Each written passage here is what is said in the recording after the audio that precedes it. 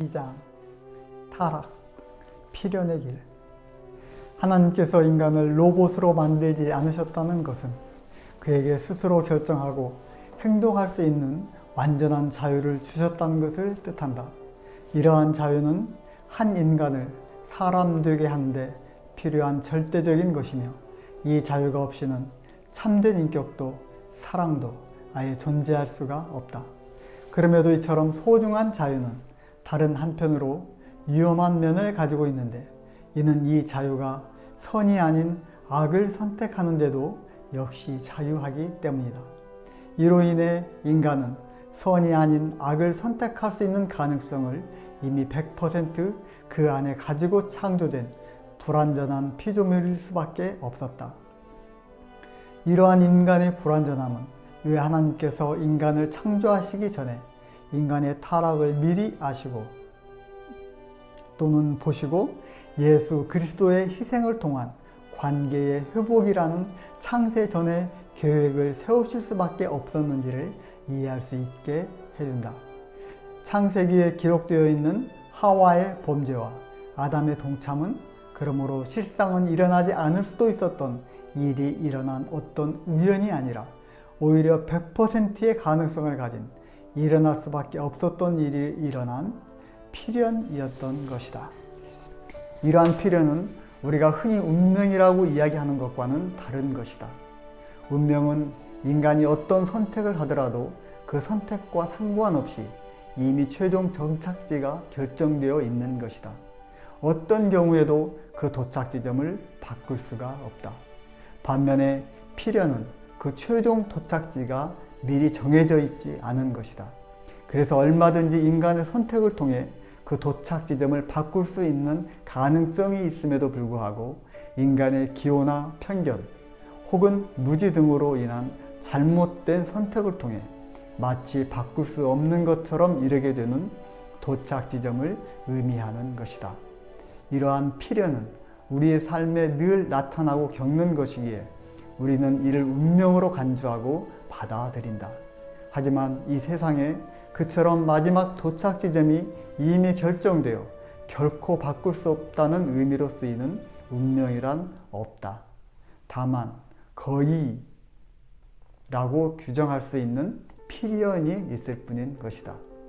그럼 왜 필연은 운명과는 다르며 언제나 예외 없이 라는 100%가 아닌 거의 라는 99%를 말하는 것인지 예를 들어 보자. 지중해 동부에 있는 나라 키프로스가 구제금융에 합의함으로써 그리스와 섬나라 아일랜드, 포르투갈, 그리고 스페인에 이어 유로존 17개 국가 중 5번째로 구제금융을 받는 국가가 되었다.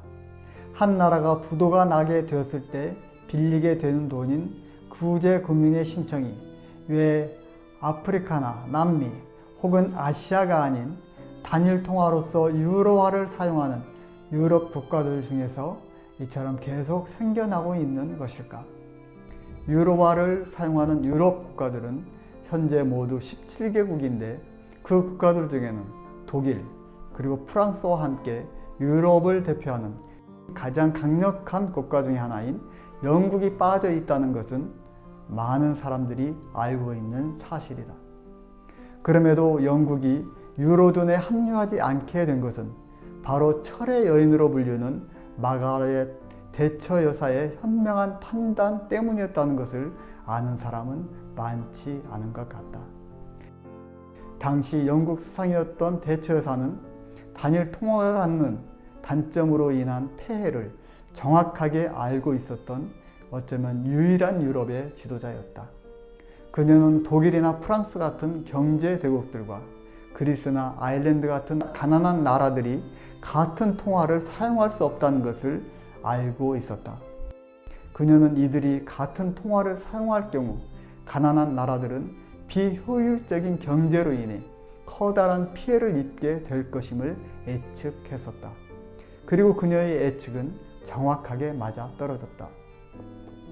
예를 들면 독일과 같은 선진국은 자국 통화였던 마르크화가 유로화보다 더 가치가 있었기에 마르크화가 유로로 바뀌면서 돈의 가치가 실제보다 낮게 평가되어 수출 경쟁력이 강화되었다.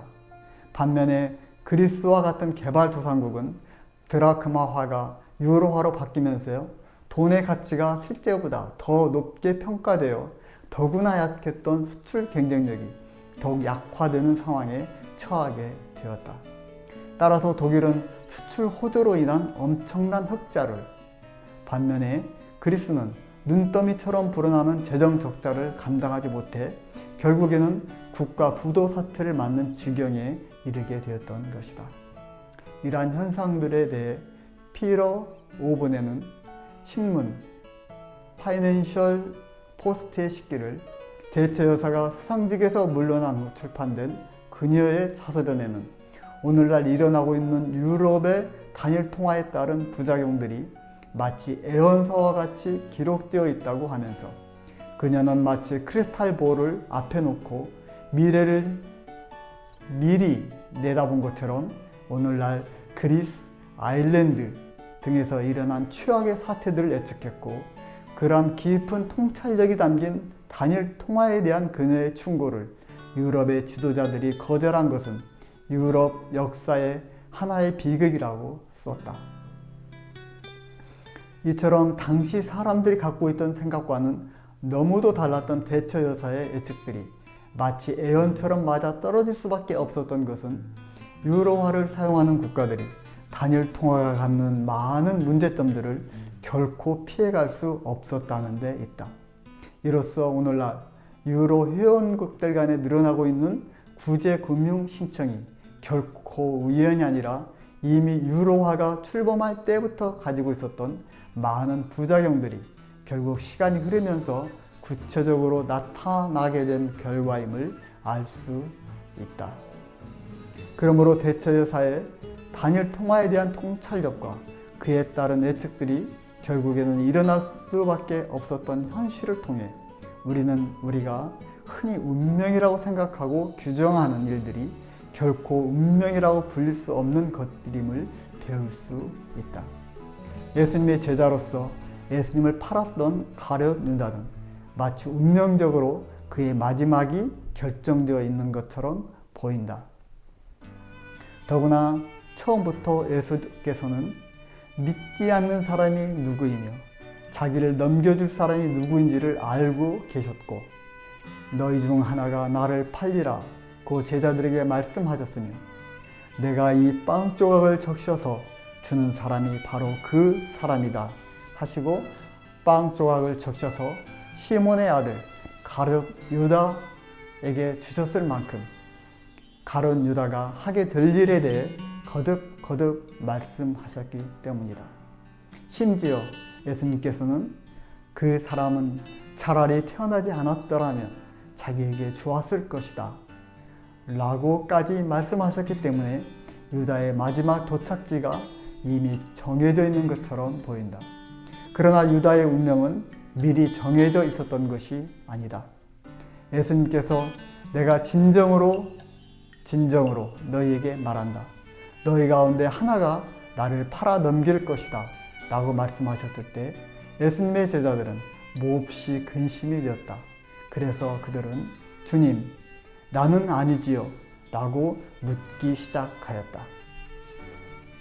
자, 그럼 한번 생각해보자. 과연 베드로가 예수님을 팔아넘길 수 있었을까? 당연히 아니다. 그는 예수님을 위해 목숨까지도 내어놓겠다고 2번이나 장담했던 사람이며 무엇보다도 예수님을 따르기 위해 이미 그가 가졌던 모든 것을 버려두고 예수님을 쫓았던 사람이다. 그러한 그가 세상, 돈 때문에 예수님을 팔 가능성은 거의 없다. 또한 베드로와 함께 배와 그물, 심지어는 가족까지도 포기하고 예수님을 쫓았던 베드로의 동생 안드레 역시 돈을 위해 예수님을 팔 리는 없었다. 또한 아버지 세베대와 함께 그물을 깁고 있다가 배와 아버지를 버려두고 예수님을 따라갔던 야고보와 그의 동생 요한도 역시 돈으로 인해 예수님을 팔 가능성은 거의 없다는 것을 알 수 있다. 마찬가지로 얼마든지 돈을 모을 수 있었던 세고와 논을 그만두고 예수님의 제자가 되었던 레위, 즉 마태 역시 예수님을 팔아 넘길 일은 만무했다. 예수님이 바로 모세가 율법책에 기록하였고 예언자들이 기록한 바로 그분 메시아임을 알았던 빌립이나 그 빌립으로 인해 예수님을 따랐던 나다나엘, 즉 바돌로메가 예수님을 팔아 넘길 가능성도 희박했다. 가룟 유다와는 달리 빌립은 예수님이 구원자이심을 알았었고 바돌로메는 마음에 거짓이 없는 참 이스라엘 사람이라는 평을 예수님께로부터 들었던 사람이었기 때문이다. 이처럼 가룟 유다를 제외한 11제자에게서 예수님의 예언이 이루어질 가능성이 거의 없었던 것은 그들이 들어섰고 또한 걷고 있었던 발걸음들이 예수님을 팔아야만 하는 그 어떤 이유나 절박함을 전혀 가지고 있지 않았기 때문이다. 반면에 유다는 이들 11제자와는 달리 예수님을 팔기 쉬운 길을 이미 걷고 있었다. 그는 돈꾀를 맡고 있었고 예수님을 위해 향유를 깨뜨린 마리아를 비난하면서 그 향유의 가치가 300데나리온이나 된다는 것을 즉각 알아차릴 만큼 금전에 밝은 사람이었다. 그러한 유다에 대해 성경은 그는 가난하고 사람을 생각해서 이렇게 말한 것이 아니다. 그가 도둑이어서 돈자루를 맡아가지고 있으면서 거기에 든 것을 훔쳐내곤 하였기 때문이다 라고 기록하고 있다. 그의 마음은 이미 돈에 사로잡혀 있었고 돈이 이끄는 대로 따라가고 있었던 것이다. 이처럼 돈에 기울어져 있는 그의 마음으로 인해 그는 사단이 예수님을 팔도록 충동질하였을 때 쉽사리 그 제안을 받아들였다. 그 결과 그의 마음은 이미 거듭되는 예수님의 경고를 듣고서도 돌이킬 수 없는 상태였으며 마침내 예수님을 팔기 위해 만찬석상을 떠나갔던 것이다.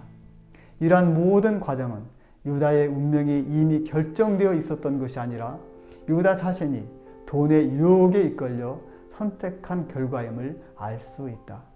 이는 마치 대처 여사가 유로화의 문제점을 보고 미리 예측한 일들이 일어날 수밖에 없었던 것처럼 예수님께서 유다의 길을 보고 예견한 일들 역시 일어날 수밖에 없었던 필연의 길이었던 것임을 보여주는 것이다.